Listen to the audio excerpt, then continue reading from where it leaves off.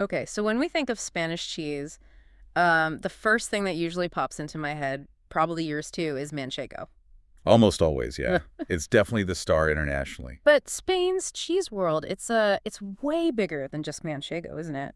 We're doing a deep dive today, trying to unpack what's really going on with Spanish dairy. Oh, absolutely. It's a fascinating landscape. I mean, you've got over 150 different varieties officially recognized, plus 29 protected quality labels, the DOPs and IGPs. Wow, 150, that's huge. It is. And the real core insight here, I think, is how much the milk defines everything. Sheep, cow, goat, or sometimes a blend. Mm-hmm. It's like a direct taste of Spain's incredibly varied geography and, well, its culture, too. Geography as an ingredient, I like that. So tell me more, how does the Spanish landscape actually shape the cheese? Well, it's pretty direct. Think about the North Galicia, Asturias, very green, lots of rain. Right, the green Spain. Exactly. So perfect for cows. Uh, And that's where you find these lovely, mild, creamy cows, milk uh, cheeses. But then you go south to the central Meseta. Much drier there. Yeah, high plains, pretty arid. That's sheep territory. And that's where Manchego comes from, naturally. Those cheeses are richer, nuttier, Hmm. you know, reflecting the hardy Manchega sheep grazing there. Okay, that makes sense. And then you've got the tougher areas, like along the Mediterranean coast, the Canary Islands, challenging terrain. Goats thrive there. Ah, so goat's cheese territory. Precisely.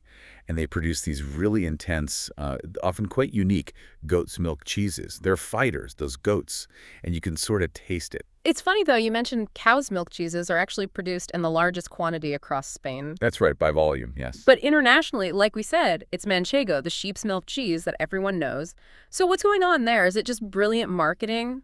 This manchego paradox? It's partly brilliant marketing, absolutely.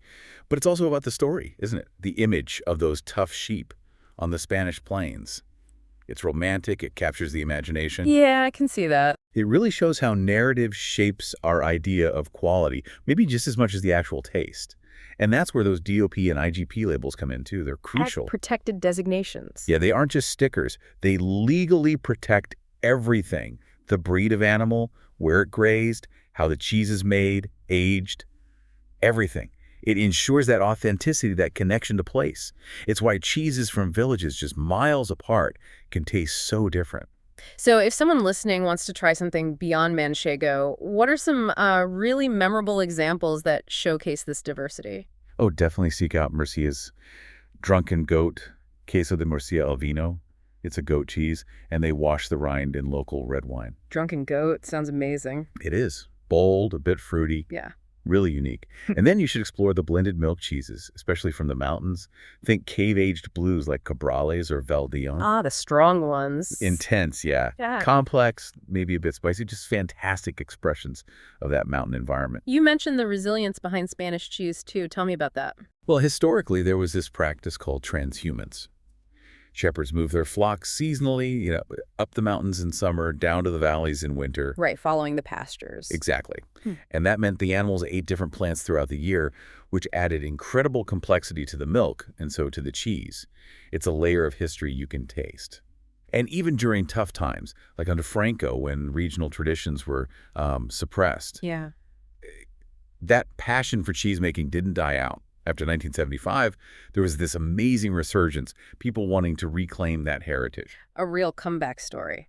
But it's still a challenge for them today, right? It is, definitely. Yeah. They're competing in a global market against, frankly, cheaper, mass-produced cheeses. The industrial stuff. Yeah.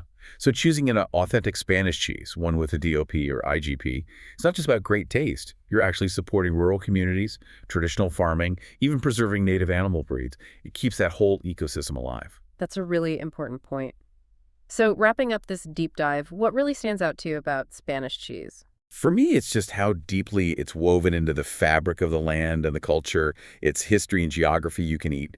And hey, if you happen to be in Pagosa Springs, the Murray's Cheese Counter at City Market usually has a great selection. You can taste some of this stuff firsthand. A good tip. It really makes you think, doesn't it? Next time you're just, enjoying a piece of cheese, maybe pause and consider what hidden stories are actually in this bite. Stories of place, people, survival. What other everyday foods carry that kind of weight if we just stop to think about it?